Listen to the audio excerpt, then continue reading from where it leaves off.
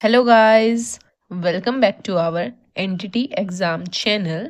हम अपने इस चैनल पर एनओएस की समरी कर रहे हैं, जिसका आज हम चैप्टर 11 का पार्ट सेकंड करेंगे। पार्ट फर्स्ट हम 11 चैप्टर का कंप्लीट कर चुके हैं। अगर आपने नहीं देखा है तो पहले फर्स्ट पार्ट देखें। तो लेके माँ सरस्वती का नाम और शुरू करेंगे आज का अपना अध्ययन। खेल कैसे विकसित होते हैं। कल हमने खेल के प्रकारों के बारे में पढ़ा था। खेल कैसे विकसित होते हैं, आयु वर्ग के खेल क्रम का वर्णन किया। प्याजे ने विभिन्न आयु वर्ग के खेल क्रम का वर्णन किया। आपने पढ़ा था प्याजे ने हमारे खेल की कितनी स्टेजेस दी थी, याद करो। प्याजे ने हमारे खेल की 3 अवस्थाएं बताई थी। अन्य विद्वानों ने भी विभिन्न स्तरों पर खेल क्रमों की चर्चा की। खेल जैविक, सामाजिक, संवेगात्मक और बौद्धिक विकास के अनुसार बदल जाते हैं। एक छोटा बच्चा केवल अपने शरीर के अंगों को ही खेल पाता है। जैविक परिपक्वता सक्रियता और गतिशीलता बढ़ा देती है, जिसकी वजह से बच्चा खोजबीन करते हैं और स्वयं प्रेरणा से कार्य करने लगते हैं, जिससे उनकी सामाजिक स्वीकार्यता, योग्यता और सीखने की क्षमता में भी वृद्धि होती है। खेल में बच्चे बहुत सारी चीजें सीखते हैं, लोगों के साथ कैसे बात करनी है, कैसे समाज में रहना है, जिससे वो सीखने की क्षमता का भी विकास होता है। अंततः इस प्रकार बच्चे संवेगात्मक रूप से परिपक्व होते हैं और उनकी बौद्धिक संवेदना में वृद्धि होती है। ये सब बातें हमको पता है, हम पहले वाले चैप्टर्स में पढ़ चुके हैं। बच्चे एक छड़ी लेकर टग बग की आवाज करते हुए घोड़े की तरह उछलते हैं। इस प्रकार से क्रियाकलाप उनके पुराने अनुभवों पर आधारित होते हैं। इस प्रकार के क्रियाकलाप जैसे कि खुद को घोड़े के ऊपर बैठाना उसके पुराने अनुभव पर आधारित होते हैं। ऐसे कार्य में वे अपना आनंद और रचनात्मक क्षमता का प्रयोग करते हैं। बच्चे बड़े होने पर खेलों को एक निश्चित पद्धति और क्रम को प्रदर्शित करते हैं। तो अब हम पढ़ेंगे कि बच्चे के एज के अनुसार कौन कौन से खेल विकसित होते हैं। प्रथम 2 वर्षों में खेल। अब 0 से 2 ईयर में बच्चे कौन कौन से खेल खेलता है उनके बारे में पढ़ेंगे। संवेदी गत्यात्मक खेल, वस्तुओं से खेलना, प्रतीकात्मक और वयस्कों के साथ सामाजिक खेल शिशु खेलों के प्रमुख प्रकार हैं। मतलब शिशु खेल, इन्फेंट प्ले के कौन कौन से टाइप है ये हमने पढ़े चारे। संवेदी गत्यात्मक खेल मतलब सेंसरी मोटर प्ले, वस्तुओं से खेलना मतलब प्ले विद ऑब्जेक्ट, प्रतीकात्मक और वयस्कों के साथ सामाजिक खेल खेलना symbolic play, social play with adults. तो मैं आपको इंग्लिश में भी बता रही हूँ ताकि आपको थोड़ा अच्छे से समझ आए, क्योंकि बच्चे बायलिंगुअल पढ़ाने के लिए बोलते हैं कभी कभी, तो साथ साथ में इंग्लिश में भी एक्सप्लेन कर देती हूँ। बच्चों के इस समय के खेल उनके शरीर की परिचालन पर आधारित होते हैं और ऐसा करके वे अपने हाथ और पैरों के परिचालन हेतु संभावनाएं तलाशते हैं। मतलब हाथ पैर हिलाकर बच्चे खेलना पसंद करते हैं। संवेदी गत्यात्मक खेल तब होते हैं, मतलब सेंसरी मोटर प्ले तब होते हैं जब इंद्रिय और गत्यात्मक गतिविधियों की पुनरावृत्ति होती है। मतलब बार बार वही चीजें रिपीट की जाती हैं, ऐसे वे अपनी खुशी के लिए कर रहे होते हैं। जैसे अगर बच्चा बार बार पैर मार के खेलता है तो वो बार बार उस चीज को कर रहे, तो वो उसके लिए खेल बन जाता है। जब वे 1 वर्ष की उम्र में पहुंचते हैं तो उनकी रुचि परिवेश की ओर मुड़ने लग जाती है। मतलब अब वो एनवायरमेंट में एक्सप्लोर करना चाहते हैं, क्योंकि तब वे चलना सीख जाते हैं और दूसरों से परिचित हो जाते हैं। वस्तुओं के साथ खेलना 4 से 5 महीने में आरंभ हो जाता है। इम्पोर्टेंट है, 4 से 5 महीने में बच्चा ऑब्जेक्ट्स के साथ खेलना शुरू कर देता है, क्योंकि इस समय तक बच्चे का आंख और हाथों का समन्वय हो जाता है और वे आसपास की चीजों को पकड़ने लगते हैं। प्रतीकात्मक खेल प्रतीकात्मक खेल 1 वर्ष के पश्चात आरंभ हो जाते हैं।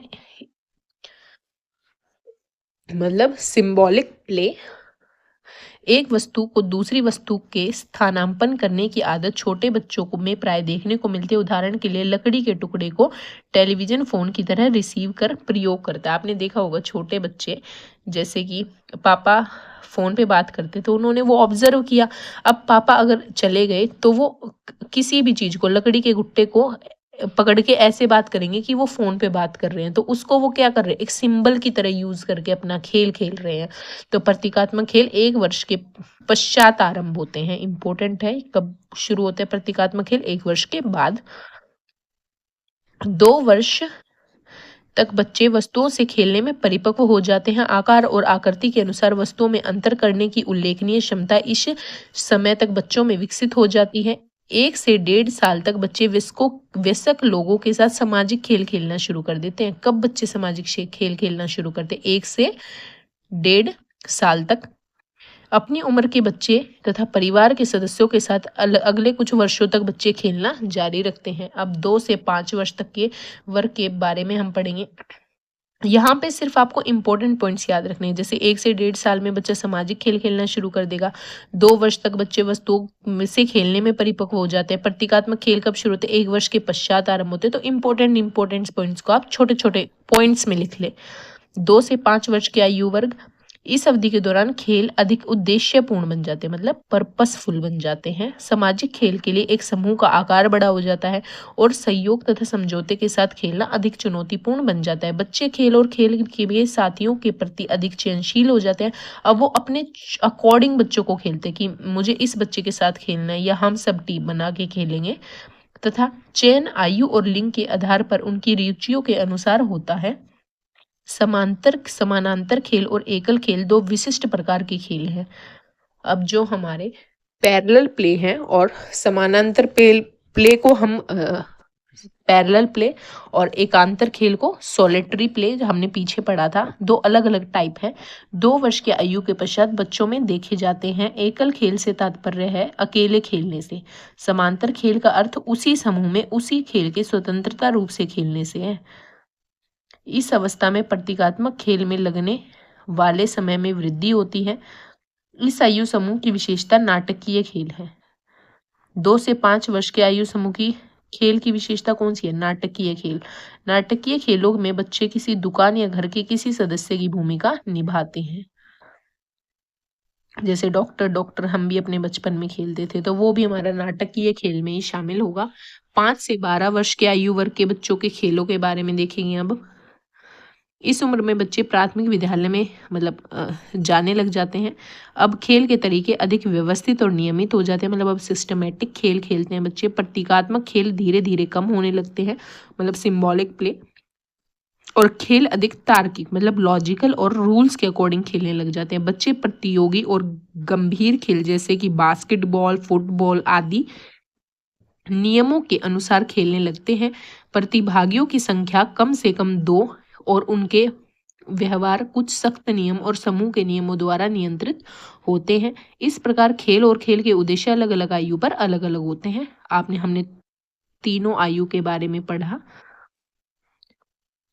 खेल और प्रारंभिक अधिगम के लिए उपयुक्त वातावरण तैयार करना। वातावरण आकर्षक और उपयुक्त होना चाहिए। अब हमें खेल के लिए कैसा वातावरण बनाना है, किस तरीके से वो ज़्यादा उपयुक्त होगा बच्चे के लिए?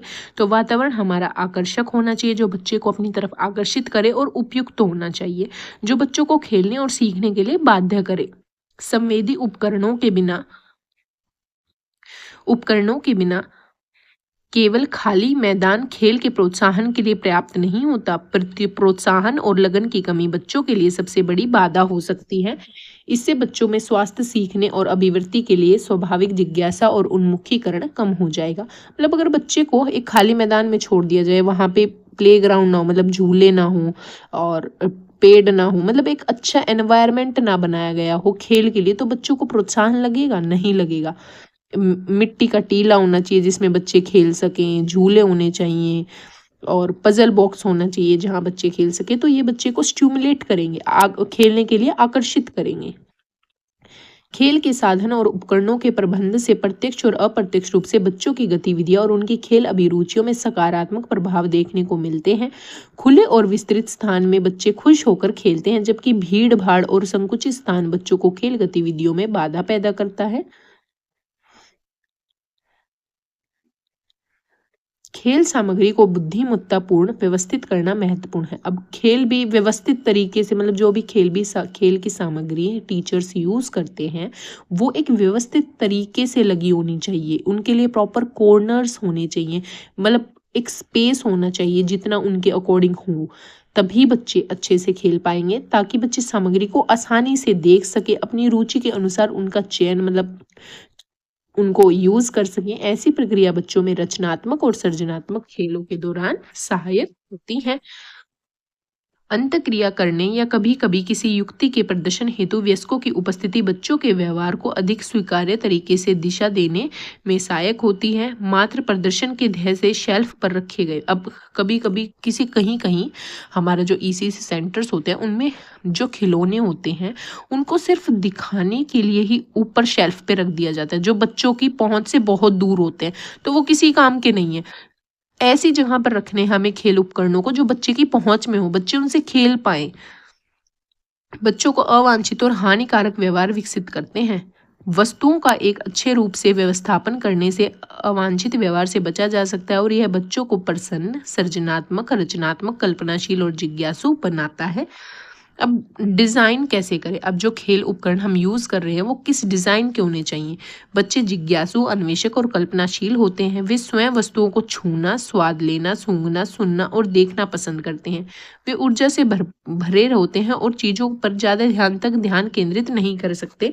इसलिए उनकी रुचिपूर्ण कार्य करने जैसे कि खेलना, कहानी सुनना, चित्र बनाना, रंग भरना, दौड़ना, कूदना, गानों में व्यस्त रहना एवं अपने परिवेश में चीज़ों की खोजबीन करने देना चाहिए।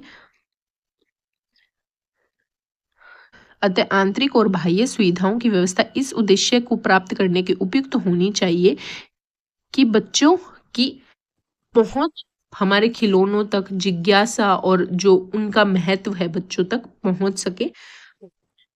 हमें अब इस बात के लिए किन बिंदुओं का ध्यान रखना चाहिए? निरीक्षण और निर्देशन में सहजता और सरलता हो, मतलब उनका जो भी उपकरण यूज किए गए उनका सुपरविजन और गाइडेंस अच्छे से रखी जाए। सुरक्षा पर ध्यान, अब ऐसे खिलौने ना हो जो नुकीले हो, बच्चे को लगने का पूरा खतरा हो। स्वतंत्र गति करने के लिए अधिकतर स्थान की व्यवस्था हो। अब जहां भी खेल उपकरण रखे गए हैं, खेलने की व्यवस्था की गई है, ये नहीं कि एक मतलब थोड़े से स्पेस में वो चीजें रख दी और खेलने के लिए पर्याप्त स्थान ही नहीं है। तो स्थान हो, रुचियों का ध्यान रखा जाए, बच्चों की समूह की आवश्यकता को पूरा करें। बच्चों की आवश्यकताओं को पूरा करना है। विशेष क्रियाकलापों को पहले से तैयार स्थान में आयोजित करना चाहिए। एक समान गतिविधियों को एक स्थान पर रखना, मतलब एक समान गतिविधि जो भी है उनको एक कॉर्नर बना देना, उनके लिए दूसरी गतिविधि के लिए दूसरा कॉर्नर बना देना, जिससे अव्यवस्थित न हो पाए चीजें। खेल के लिए उपयोग में आने वाले शेल्फ और फर्नीचर उपयुक्त आकार एवं ऊंचाई के होने चाहिए। आपको एग्जाम में अगर आंसर टिक करते वक्त ये चीज याद रखनी है कि हमें बच्चे को सेंटर में रखना है। सब सारी चीजें हमारी बच्चे के अनुकूल होनी चाहिए, बच्चे को किसी चीज की प्रॉब्लम ना हो, उसको इम्पोर्टेंस देते हुए हमें हर चीज करनी है। तो आपका क्वेश्चन गलत होने के बहुत कम चांसेस हो जाएंगे। अब वातावरण किस प्रकार संरचित है, यह भी बच्चे की शिक्षा के लिए एक सक्रिय सकारात्मक वातावरण बनाता है, जिससे उनकी संवेगात्मक कुशलता में वृद्धि होती है। खेल भाषाई विकास, पढ़ने और लिखने में तत्परता, संवेगात्मक परिपक्वता, सामाजिक कुशलता, वही बात है मैंने आपको बताया कि खेल बच्चे के शारीरिक, संज्ञानात्मक, सामाजिक हर एस्पेक्ट को ध्यान रखता है। अब खेल के हमारे टाइप हैं, इंडोर खेल, आंतरिक और आउटडोर खेल। अब आंतरिक खेलों की व्यवस्था हम कैसे करेंगे उसके बारे में बताया गया है। खेल कक्ष में रखे जाने के लिए अनेक आंतरिक उपकरण होते हैं। सभी सामग्री इस प्रकार व्यवस्थित होनी चाहिए ताकि वे बच्चे की स्वयं की पहुंच में हो। बच्चे से दूर हमें उपकरण रखने का कोई फायदा नहीं है, ऐसे रखे कि वे बच्चे की पहुंच में हो तथा व्यक्तिगत एवं बच्चों की सामूहिक उपयोग के अनुसार व्यवस्थित हों व उनके उपयोग अपनी राय तथा उनके अवलोकन को जानने में सहायता कर सकें। हमारा पहला आंतरिक उपकरण है गुड़िया घर अभिनय क्षेत्र। यहाँ लिखा है डॉल्स कॉर्नर, ड्रामेटिक एरिया, जहाँ पर बच्चे ड्रामा से रिलेटेड एक्टिविटीज कर सकें। एक कोना जिसमें घर से संबंधित वस्तुएं जैसे पुराने थैले की एक टोकरी, सैंडल, स्कार्फ एवं अन्य परिचित वस्तुएं हों जो व्यक्तिगत या सामूहिक रूप से, जिसमें 5 से 6 बच्चे हों, अभिनय करने में व्यस्त रह सकें। वे एक समय पर भिन्न भिन्न भूमिकाएं निभा सकें। मतलब एक ड्रामा होता है कि कोई बच्चा किसी का रोल कर रहा है, कोई किसका रोल कर रहा है, तो ऐसे एक कॉर्नर बनाया जाना चाहिए आंतरिक खेल के लिए। आवश्यकता अनुसार पर्याप्त सामग्री हो, अधिक सामाजिक अंतःक्रिया हो सकेगी जहां वे साझा करना, दूसरे बच्चों की जरूरतों को पूरा करना और अपनी भावनाओं को व्यक्त कर पाएंगे। ब्लॉक्स और रचनात्मक क्षेत्र, अब हम अंदर खेले जाने वाले खेलों में ब्लॉक्स और कंस्ट्रक्टिव एरिया बना सकते हैं। जैसे कि हम जानते हैं कि ब्लॉक्स का प्रयोग चीज़ों को निर्माण करने के लिए रचनात्मक खेलों के रूप में किया जाता है। ब्लॉक्स विभिन्न आकार और वजन के होने चाहिए। यदि एक से अधिक बच्चे ब्लॉक्स के साथ खेलना चाहते तो दूसरे बच्चे जानबूझकर हस्तक्षेप करते तो पर्याप्त मात्रा में ब्लॉक्स उपलब्ध होने चाहिए।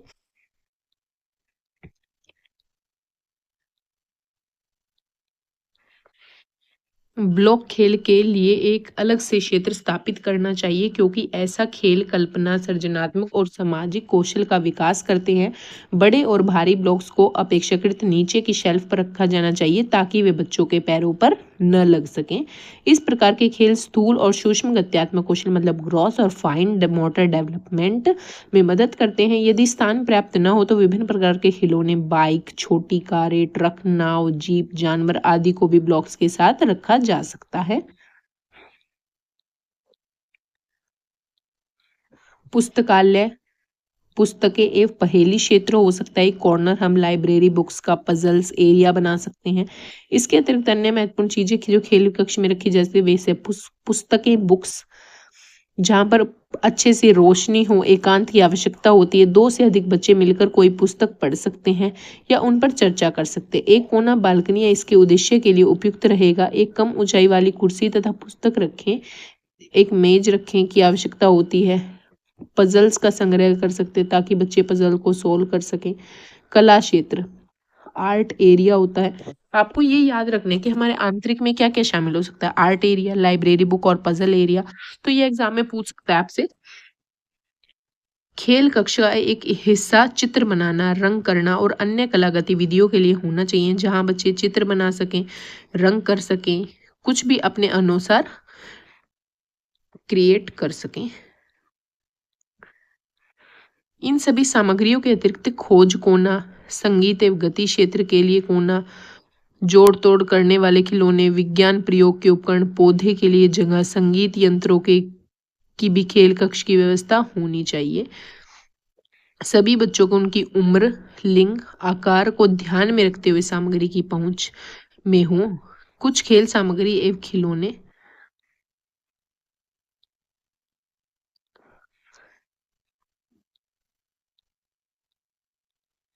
उपलब्ध स्थान का डिजाइन विभिन्न प्रकार की खेल सामग्रियों से समृद्ध होना चाहिए जो कि बच्चों के लिए उपयुक्त एवं उपलब्ध हो। बच्चे पुरानी बोतलों के ढक्कन, पुराने अखबार, सूखी पत्तियां, कंकड़, विभिन्न सामग्री के खेल कर आनंदित होते हैं। बच्चों की अलग अलग जरूरतों को पूरा करने हेतु विभिन्न प्रकार की सामग्री एकत्रित करना वास्तव में चुनौतीपूर्ण है। खिलौनों को निम्नलिखित तरीके से वर्गीकृत किया जा सकता है। अब खिलौने भी मतलब वर्गीकृत हैं। शारीरिक, गतिक एवं मांसपेशियों के विकास हेतु खिलौने। अब हमारी फिजिकल मूवमेंट में जो खिलौने और मस्कुलर डेवलपमेंट में जो खिलौने काम आते हैं वो एक तरफ रखे जा सकते हैं। रचनात्मक एवं सृजनात्मक खेल हेतु खिलौने कंस्ट्रक्टिव एंड क्रिएटिव प्ले के लिए हो सकते हैं। नाटक एवं कल्पनात्मक खेल के लिए हेतु खिलौने ड्रामेटिक एक्शंस, इमेजिनरी और फैंटेसी प्ले के लिए खिलौने हो सकते हैं। तो एग्जाम में पूछ लेगा कि हमारे जो खिलौने हैं उनको हम कौन कौन से तरीके से खिलौनों को विभाजित कर सकते हैं। तो 4 ऑप्शन देगा। 4 ऑप्शनों में से 3 ऑप्शन तो ये होंगे और एक कुछ भी ऑप्शन दे देगा। तो आपको वो जो हटके ऑप्शन होगा उसको टिक करना और इन तीनों को याद रखना है कि फिजिकल मूवमेंट और मस्कुलर डेवलपमेंट के लिए खिलौने होते हैं, कंस्ट्रक्टिव और क्रिएटिव प्ले के लिए खिलौने होते हैं, ड्रामेटिक और इमेजिनरी फैंटेसी प्ले के लिए खिलौने होते हैं। और ये जो हमने पढ़ा था कि आंतरिक व्यवस्था में कौन कौन सी हम खेल के लिए रख सकते हैं। तो हमारा गुड़िया घर और अभिनय क्षेत्र होता है, डॉल कॉर्नर, ड्रामेटिक एरिया। दूसरा हमने क्या पढ़ा था, ब्लॉक्स और रचनात्मक क्षेत्र हो सकता है। थर्ड हमने पढ़ा था लाइब्रेरी बुक्स, पजल एरिया होगा। और फोर्थ हमारा आर्ट एरिया होगा। तो हमें ये याद रखना है इनके अंदर क्या है वो हम पढ़ लेंगे, हमें समझ आना चाहिए, रटना नहीं है। अब हम पढ़ेंगे खिलौने एवं सामग्री की आयु वर्ग के अनुरूप व्यवस्था की जा सकती है। संभावित वर्गीकरण नीचे दिया गया कि एज के स्पेसिफिक अनुसार बच्चों के लिए हम कौन कौन से खेल चुन सकते हैं। ये तालिका हमें अच्छे से देखनी है। जन्म से 2 वर्ष, 2 वर्ष से 4 वर्ष और 4 वर्ष से 6 वर्ष हम कौन कौन से खेल उपकरणों को यूज कर सकते हैं। 2 वर्ष के लिए ऊपर चढ़ने वाले फ्रेम, झूले हो सकते हैं, फिसलन वाली सामग्री हो सकती है, बड़े आकार की गेंद, दौड़ने वाले तथा खींचने वाले खिलौने हो सकते हैं, गाड़ियां, ट्रक इत्यादि पर जानवर, पहिए तथा बिना पहिए वाले डिब्बे हो सकते हैं जिनका यूज वो कुछ भी क्रिएट करने के लिए कर सकते हैं, गाड़ियां, धक्का देने तथा खींचने वाले खिलौने हो सकते हैं। रटना नहीं है गाइस, कभी आप डर जाए कि ये बिल्कुल रटेंगे कैसे, रटना नहीं है, सिर्फ एक बार आंखों से निकाल देना है। 2 वर्ष से 4 वर्ष तक पुराने टायर, कूदने वाले गड्ढे, रसोई घर, किट, ब्लॉक्स, चित्र वाली किताबें, पहेलियां, चित्र बनाने तथा रंग करने हेतु सामग्री हो सकती है, लिखने तथा पढ़ने हेतु खेल सामग्री। 4 से 6 वर्ष के लिए संतुलन छड़े हो सकती हैं, पानी के खेल हो सकते हैं। अब एग्जाम में पूछ लेगा पानी के खेल हम किस आयु वर्ग में खिला सकते हैं, तो 4 वर्ष से 6 वर्ष में। स्वीपिंग वस्तुएं या सामग्री हो सकती है, समूह खेल हेतु सामग्री क्रिकेट, फुटबॉल, फिसलन पट्टी, मेरी गो ग्राउंड जैसे झूले। इंपॉर्टेंट है, याद रखना, थोड़ा यूनिक सा नाम है। अब बाह्य खेल में हमारा क्या क्या आएगा।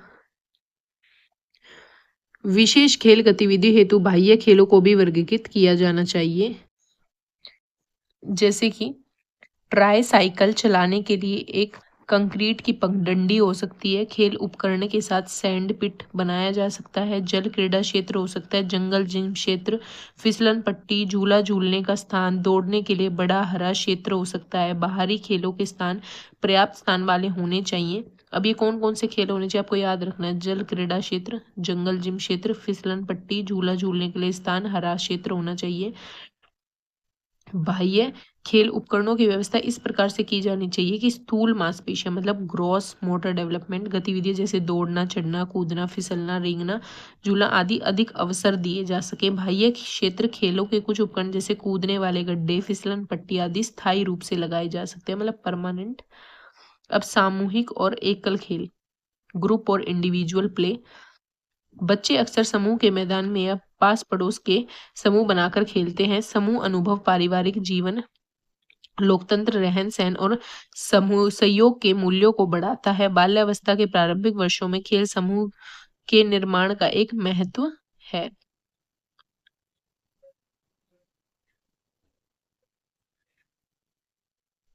बच्चे सामान्य आयु लिंग के समूह का निर्माण करना चाहते हैं, इस प्रकार समूह नेतृत्व क्षमता